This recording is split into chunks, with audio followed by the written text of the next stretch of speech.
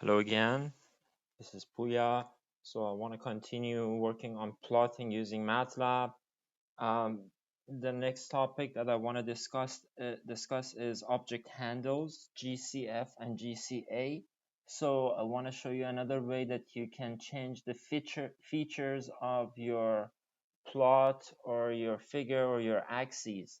Um, so there are two saved keywords, GCF and GCA, that they would basically you can retrieve the features and properties of your figure and axis using these two keywords, or you can set them to whatever you want. So in order to do that, the first thing you have to do is you basically give your plot a name, a variable name. So for example, you say like h is equal to plot of x and y.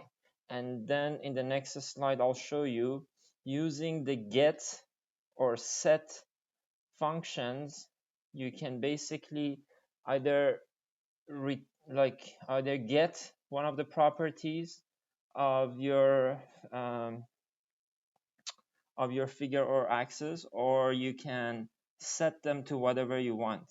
Okay, if you want to see a list of properties that you have available, you can go to view and then property editor in your figure, and then you can see all the properties that are available. And this way, if you use get or set to set the properties, makes everything much easier rather than doing things individually for every figure. So what you need to do is basically, let's look at this example. We have a vector x, which is a row vector. It goes from 0 to 2 pi, and it has 1000 sample points between 0 and 2 pi, including 0 and 2 pi. Y is equal to sine of x, right? So, and I plot x and y, so it would just like plot this. It wouldn't plot it exactly like this. Now, the way it plots it, like maybe my x limit might be over here instead of at 6.28, or my y limit might be different. So what you do here is basically say that I get the x limit property of the axis and put it in the variable name x limit, or you can call it whatever you want. Okay, and over here it says that set the GCA, and then the property x limit, set that property to the first value that you get from x limits, which is going to be 0, and only go up to 2 pi, right? 6.28. So we don't want to continue over continue the access after we don't have any more data, right? And we say like set the GCA y limit equal to between negative 1.2 up to 1.2. So it would set the limits here to negative 1.2 and 1.2. So x limit and y limit are two properties that you have for your axes in the plots that you plot, basically the graphs that you plot. Or you can set the font size to be 25, right? So you see that over here the fonts are too small, so we want to set the font size to something bigger. Or we say that the tick labels, set them to go only from 0 to 2 pi with the steps of pi over 2. Okay, so if that was the case, it would basically, these are the tick labels. It would just like go, this is not the final product. It would just like label them from 0 to 2 pi, and the steps would be pi over 2, which is 1 point something, 1.57. And here, another property, label them to go between 0 to 90 to 360. So instead of showing pi over 2, which is going to be 1.57, this one would be 3.14. this one would be something else, this one would be 6.28. Label them as 0, 90, 180, 270, and 360.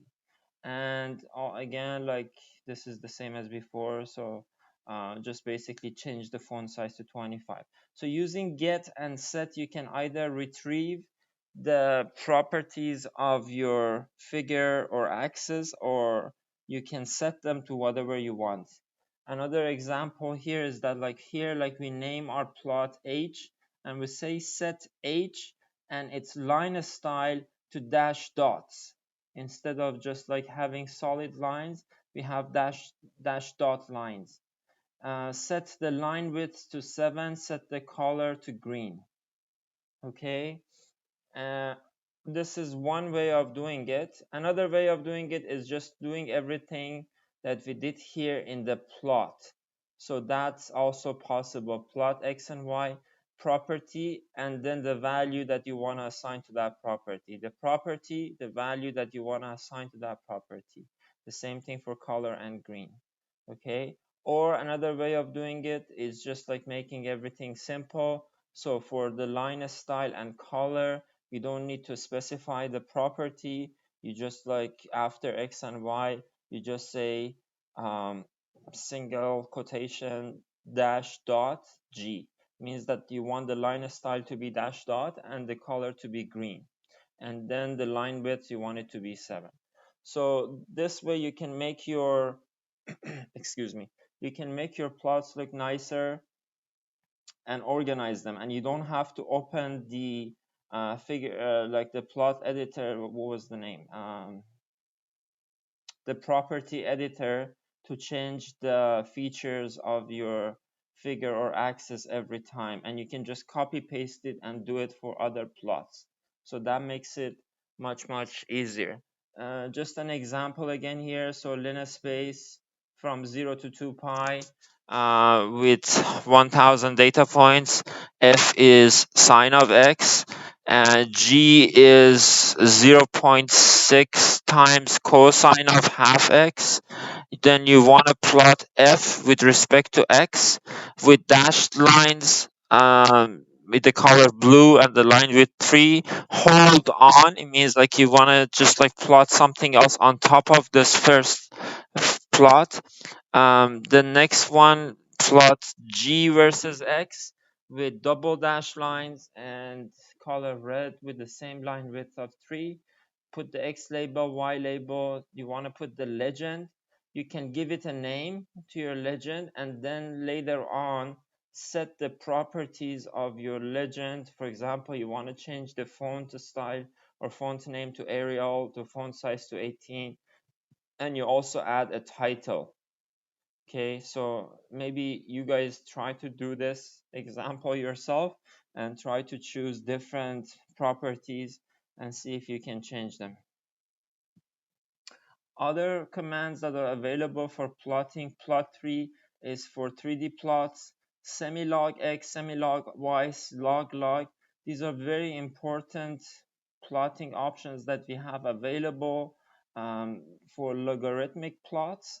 In many cases, we want to have a logarithmic scale instead of linear scale, so we can use these functions for plotting. I'm going to go through some of these as well, but I wanted to show you that there are many different options for plotting available in MATLAB. And again, what I cover here is script-based plotting. There are easier ways with the newer versions of MATLAB to do plotting, but I just want you to learn this from scratch, and then later on you can use the advanced features once you learn these basics. Okay, so what is a mesh grid? Now, let's assume that we have a function that depends on two variables, a two-variable function, so x and y, right? This is going to be a three-dimensional plot then, because then z, for example, is a function of x and y, okay? When you wanted to plot f with respect to x, you had to provide a range for x and then define f with respect to x. Now your function is dependent on two variables, both x and y. Okay, so we need to have two ranges, one for x, one for y. So meshgrid can basically create a mesh on the xy plane for us and provides a range for both x and y. They don't have to be the same values for x and y. Most of the time we choose them to be the same, but not necessarily. So what happens here, say like, okay, look at this one. Z is a function of x and y, right? So x and y can both change and z would change accordingly. So if we want to plot this, first we have to provide a range for x and y. So the meshgrid function does that for us. It basically creates a plane, an xy plane, and then meshes that plane for us. In this case, we say that, okay, I want x to be only going from -2 with the steps of 1 to 2. This step is optional. We don't have to put it. If we wanted to put a step other than 1, then we can just like say, for example, 0.1 or something. And in this case, we only provided one range. So that means that both x and y have the same range. Okay, this is the same as saying, okay, this is the range for x or this is the range for y. You see here, I'm using a comment, right, to clarify this. You could use a different range for x and y, so they don't have to be the same. So again, another function that we have here, e to power negative x squared plus y squared. Then this one, it's a multivariable function. It's a three-dimensional plot if you want to plot it, right? So again, we need to create a mesh grid. Basically create a mesh using the mesh grid. So look at this. Let's so first, like we did like this is e to power negative x squared plus y squared. So you see that this is the xy plane that I was talking about. It goes from -2 to 2. Actually, our mesh is smaller, it's finer. It's not 1, it is 0.1, right? So we have multiple data points between -2 and 2, and the same way on the other axis, right? So the mesh grid would not plot the curve for us, would only create this xy range for us. Then there are two functions that you can use. There are other functions that you can use as well, but the two main functions that are used for 3D plotting, one is called mesh. So in this case, you say that, okay, plot z with respect to x and y, and draw it in a mesh format, right? So each point that you see here, each of these crossings that you see here correspond to one data point, one sample of x and y, and z is the function of x and y for that point.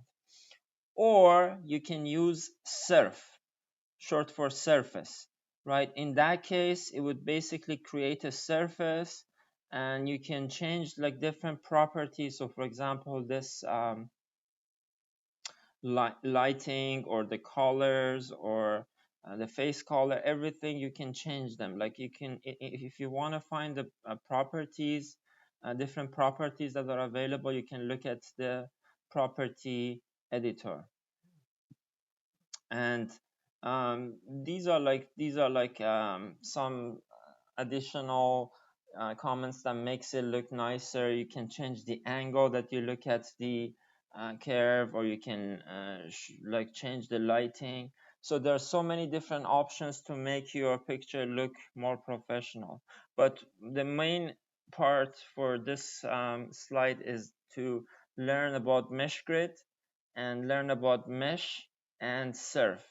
Okay, so first meshgrid would create the range for x and y for us, and then using mesh or surf, you can plot your 3D plot here. You can also so these commands that I'm using here, I explained it later. D aspect is basically specifies the relative scaling between the three axes.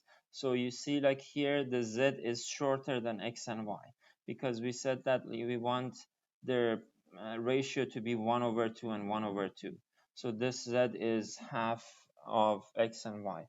Or you can change the angle that you view your plot at. You see that this angle is a little bit different from this angle. So here, like, we chose angle that's going to be different from this one, minus 50 degrees and 30 degrees. Okay, so that specifies these angles that we see in this picture. You can also specify if you want to have a lighting, like camera lighting, for example, placed on top of your curve, which is happening here. So plot 3 can also be used to plot a three-dimensional plot. So over here we have t, which is going between 0 to 10 pi, and over here we have two different functions, right, which we are gonna plot them with respect to t. And so plot 3 is not very common to use, but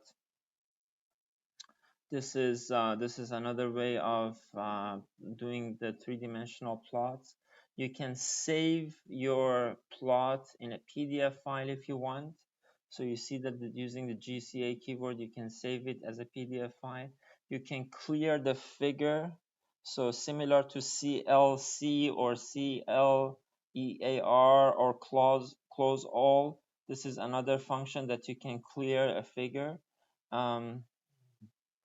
Another function that you can use is contour. Instead of mesh or surf, you can create contours, which looks like something like this, right? Instead of having a three-dimensional, you basically image your three-dimensional picture into a 2D plane, right? So these are different options that you have available in MATLAB. Another kind of like very frequently used plot is bar plots. Okay, so you can basically, like, instead of plotting, you can just like use bar, right? So over here you see like two examples that I'm using bar instead of plot to plot three different things. This is like gold, silver, and bronze, for example. It has to be, I don't know why this is blue, but it should be golden color. Like this one is better. We changed the color over here. So we basically want to plot, let's say, like the number of medals like each country won. So we plot it like this. We say like 1 to 5 first, and then the number of golds, number of silvers, number of bronzes. We change the title, we change the Y label, X label, and legend. We change the face colors. I'll talk about these three numbers later. But basically, these are the proportions of red, green, and blue color. Any color can be created like by a linear combination of like basically by some coefficients of RGB colors, red, green, and blue colors. So here this says that like the first color doesn't have any blue, but it only has red and green. This would create this color for us. The second one, which is silver, looks like gray, but it basically means that the portions of each component of each red, green, and blue is going to be the same, and it's equal to 0.5. For the bronze, we created something that looks like bronze or like brown. So the portion of red is bigger than green, and it's much bigger than blue. And finally, we can set the GCA and Xtech label instead of 1, 2, 3, 4, 5. we set them to, for example, USA, China, Great Britain, Russia, Korea, or like other countries. Okay, so this is one example showing you like you can plot using bar plot. You can also display a matrix as a combination of different colors. So for example, here you see that we have a 3 row 10 column matrix, right? It has 3 rows and it has 10 colors. 10 columns. Um, and if I say image scale X, it basically changes each of the values that here, like it was supposed to be 1, 2, 3, 4, 5, 6, 7, 8, 9, 10. Over here we had 3 to 12, and over here we have 5 to 14. So it basically changes according to a set bar, color bar that it has. It would change each of these numbers to a color, and the color bar, we asked it to be shown here, it's shown here. Okay, so here you can basically display a matrix visually using colors. There are other color mapping available if you don't want to use this color mapping that goes from dark blue to very dark red. You can just like use any of these color maps. So you basically have to write color map hot and you would use this color map. If you say color map gray, you would use this color map. If you say color map cool, it would use this color map, and so on. So I want to mention like what these numbers are. So the way we have different colors in computers, like different colors are all made of 3 main colors: red, green, and blue. By having different components for each contributing color, red, green, or blue, you can create many different colors. So for each of these red, green, or blue, we can change the coefficients to a range that goes from 0 to 255. So basically we have 255 shades of red, 255 shades of green, 255 shades of blue, and 50 shades of gray. Sorry. No, so like it means that using these RGBs, we can create 255 raised to power 3 colors, right? That can range from white to black, dark blue to dark red, many different colors. Okay, and you can color map you can create your own color map. So let's say like you're not happy with this one or this one or this one or this one, you can create your own color map. You say that, okay, I first of all I have one vector that goes from 1 over 255 to 1 with the steps of 1 over 255. That's basically what this vector is. And I have a vector that is all zeros. Okay, so the mapping that we have for the first one is everything is uniform. So all the red, G, and B components are uniform. The other one only has red. For green and blue, it's all zeros. The other one only has green. The other one, oh, this should have been Z, V prime. The other one, if it's Z prime, V prime, it would be all blues. Or here, like it would be just like white or black. Okay, all zeros. So you can change your color mapping using these information that you have available here. What is this prime doing here? This is transpose, right? Because this is a basically it's a 255 by 3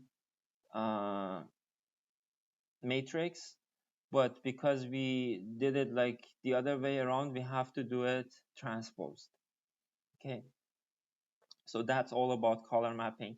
These are like some fancy features that you can use. You don't have to use them. There's like some fancy features that you can use to basically visualize your matrices nicer. This is an example here. So like here we have this color mapping for uh, this plot. The first color, it's all zeros, means it's black. The second color, red is 1, G and B are 0, so it's red.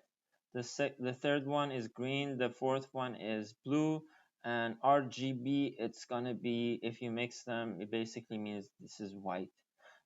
Surf peaks, this is like a default function available, so I'm basically saying like plot this function, right, and color map it using the mapping that I have available, and also show the color bar on the side.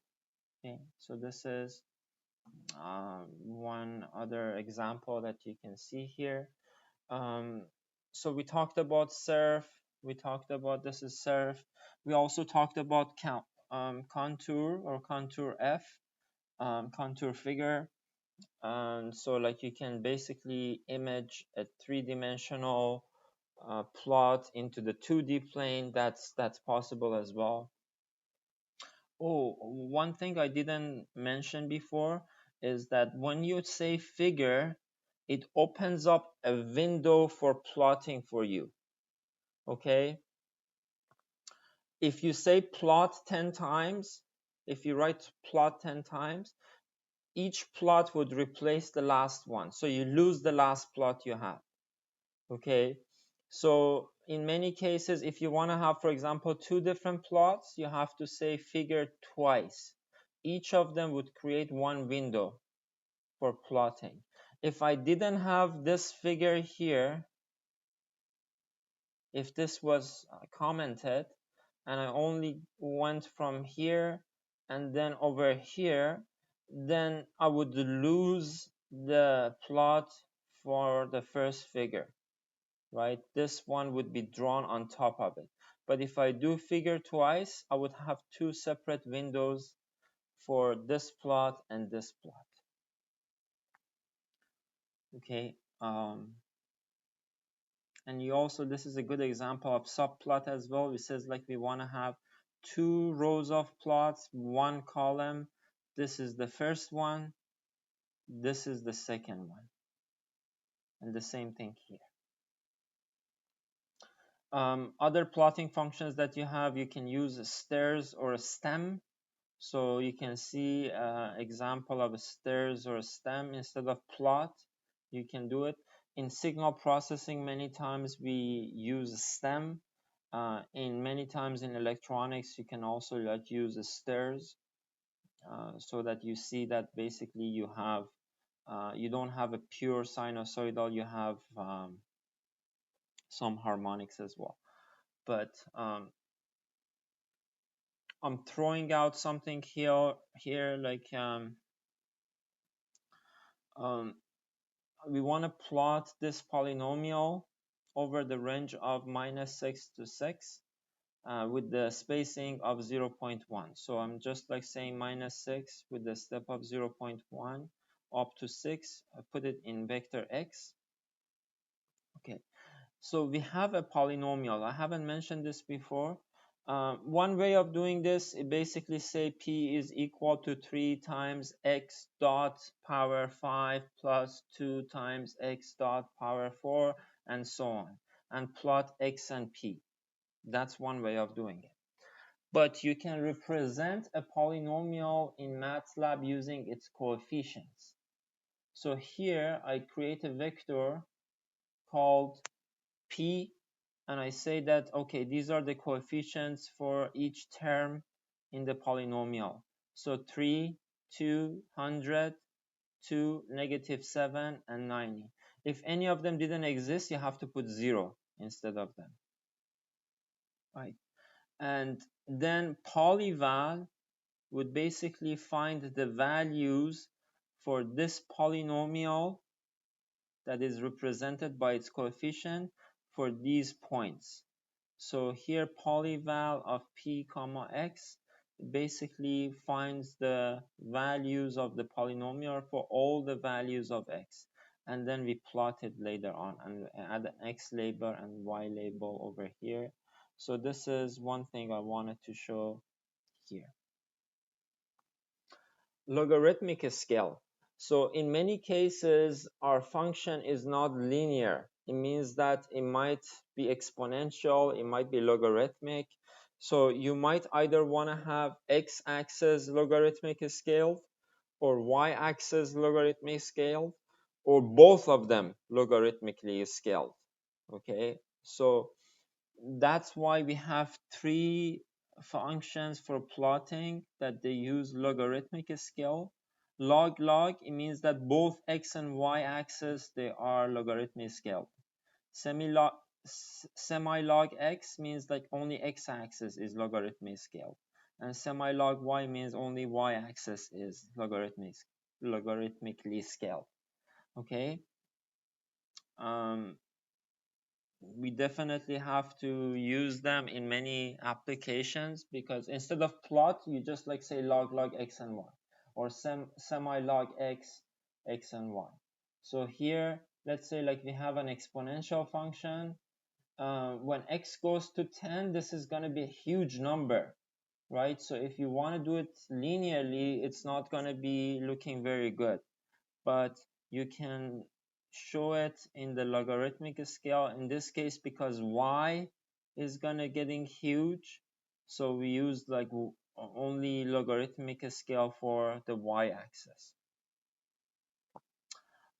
Other commands that are available and I didn't get to cover, for example, polar.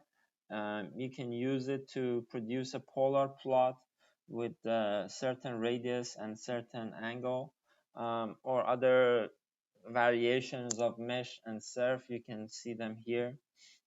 That's not going to be the scope of this course.